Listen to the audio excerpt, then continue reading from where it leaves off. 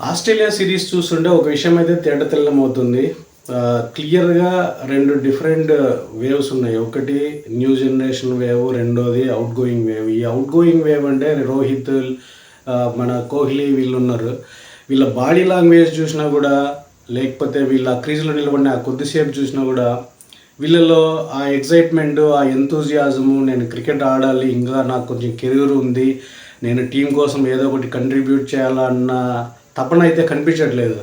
ఏదో మమ్మల్ని ఆడమన్నారు కాబట్టి వచ్చాము, టీంలో ప్లేస్ ఇచ్చారు కాబట్టి టూర్లోకి వచ్చాము, బ్యాటింగ్ చేయమన్నారు కాబట్టి వెళ్తున్నాము, వస్తున్నాం అన్నట్టుంది తప్ప, అసలు ఆ టీం ఏ పరిస్థితుల్లో ఉంది, మా దగ్గర నుంచి ఏం ఆశిస్తుంది టీము, మేము ఏమి డెలివరీ చేయాలనేది ఏం లేదు. వస్తున్నారు, చాలా ఇబ్బందిగా కదులుతున్నారు, ఏదో ఉంటే 4 బాల్ అది కూడా లక్ మీద ఉండిపోతున్నారు తప్ప, పోనీ వీళ్ళు పరుగులు చేయలేకపోయినా పర్లేదు, అట్లీస్ట్ నిలబడి అవతలోడికి కంట్రిబ్యూషన్ ఇస్తే వాడని ఆడతారు. వీళ్ళు చేయరు, చేయకపోగా అవతలోని ఎంకరేజ్ చేయరు, రావడము వెళ్ళిపోవడము, టపా టపా వికెట్లు పడిపోవడము, మళ్ళీ ఆ ఉన్న 2-3 కొత్త వాళ్ళు ఎవరు ఉన్నారో వాళ్ళే నిలబడి ఆదుకోవాల్సి వస్తుంది. ఇది నాకు తెలిసి ఇంకా వీళ్ళ టైం అయిపోయింది. వీళ్ళు గౌరవ మర్యాదలతో వీళ్ళ రిటైర్మెంట్ ప్రకటించుకుని వెళ్ళిపోతే భారం అన్న తగ్గుతుంది, కొత్త వాళ్ళకి ప్లేస్ దొరుకుతుంది, వాళ్ళన్న వచ్చి ఏదో ప్రూవ్ చేసుకుంటారు.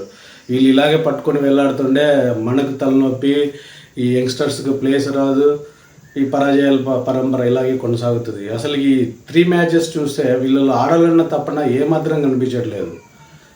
ఏదో వస్తున్నారు, 10 బాళ్ళ అతి కష్టం మీద ఫేస్ చేసి వెళ్ళిపోతున్నారు. అసలు ముందు మనకి ఇన్ని విజయాలు అందించిన, ఇంత స్కోర్ చేసిన కోహ్లీ, రోహిత్న అనిపించే విధంగా దరిద్రంగా సాగుతుంది వీళ్ళ ఆట. సో అదేవిధంగా బౌలింగ్లో కూడా ఇదే ప్రాబ్లం ఉంది. ఒక్క బుమ్రా తప్ప మనకి వికెట్లో సాధించగలిగే, లేకపోతే అవతలోడి మీద ప్రెషర్ పెట్టే ఇంకొక బౌలర్ కనిపించట్లేదు.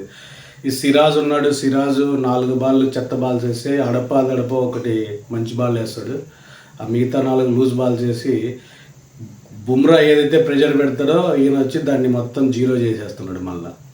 సో ఒకసారి టీమ్ మేనేజ్మెంట్ కూడా చూసి నిర్ద్వందంగా వీళ్ళని పక్కన పెట్టాలి. ఎందుకంటే ఇప్పుడు మనకు రిజర్వ్ బెంచ్ చాలా స్ట్రాంగ్గా ఉంది, వీళ్ళనే పట్టుకొని ఎక్కువ రోజులు ఊగాల్సిన అవసరం లేదు.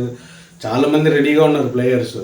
సో మోర్ ఓవర్ ఇంత ముందులాగా సింగిల్ స్ట్రాటజీ పని జరగదు.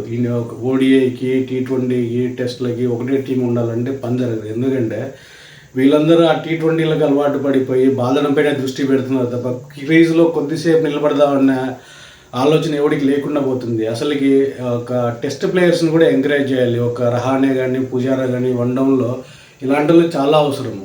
వాళ్ళు లేకపోవడం వల్ల వీళ్ళంతా హిట్టింగ్కి అలవాటు పడిపోవడము, రావడము, కొట్టడము, క్లిక్ అయితే క్లిక్ అవుతారు, లేకపోతే 5-10 ఓవర్స్లోనే బయటికి వెళ్ళిపోతున్నారు. తద్వారా ఈ గెలవాలనేది పక్కన పెట్టేసి డ్రా చేసుకోవడం ఎలా, లేకపోతే ఈ ఓటమి నుంచి తప్పించుకోవడం ఎలా, లేకపోతే ఆ దేవుని ప్రార్థించి వర్షం వస్తే బాగుండు అనే స్థాయికి పడిపోయింది ఇండియా క్రికెట్.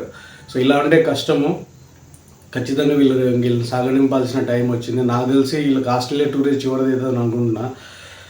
కోహ్లీ అయితే మరీ దారుణం. రోహిత్ అన్న వన్డేలు, T20లో అడప ఆడుతున్నాడు. కోహ్లీది మరీ దారుణం. గత 3-4 ఏళ్లలో 20 మ్యాచ్లకు ఒక మ్యాచ్లో ఒక 50-100 కొట్టి దాన్ని అడ్డు పెట్టుకొని ఇంకొక సంవత్సరం రోజుల్లో అలా కెరీర్ పొడిగించుకుంటున్నాడు తప్ప, ఆయన బ్యాట్ నుంచి ఒక మెమరబుల్ ఇన్నింగ్స్ వచ్చి చాలా రోజులైంది.